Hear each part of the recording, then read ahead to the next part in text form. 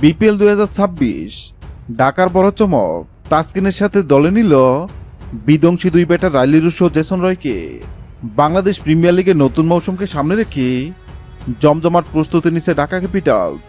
ইতিমধ্যে দলটি ঘোষণা দিচ্ছে এক বড় চমকের। জাতীয় দলের তারকা পেসা তাসকিন আহমেদ এবার মাঠ মাতাবে ঢাকার জার্সিতে। জাতীয় দলের নিয়মিত সদস্য তাসকিনকে সরাসরি চুক্তিতে দলে ফিরেছে ঢাকা ক্যাপিটালস। এর আগে বিপিএলের বিভিন্ন ফ্র্যাঞ্চাইজি রয়ে খেললেও এবারই প্রথমবার ঢাকার হয়ে খেলতে নামে তাসকিন। আন্তর্জাতিক টি-20তে এখন পর্যন্ত 86 ম্যাচে 106 উইকেট শিকার করা তাসকিনের গতি আর আগ্রাসনী ঢাকার বোলিং আক্রমণে এনে দিবে নতুন যাত্রা। শুধু তাই নয়, দলটিতে দেখা যাবে আরও দুই বিধ্বংসী ব্যাটারকে, ইংল্যান্ডের জেসন রয় ও দক্ষিণ আফ্রিকার রাইলি রুশোকে। এই দুই পাওয়ার হিটার যোগ হওয়ায় ব্যাটিং লাইন আপে এসেছে তেজি রূপ।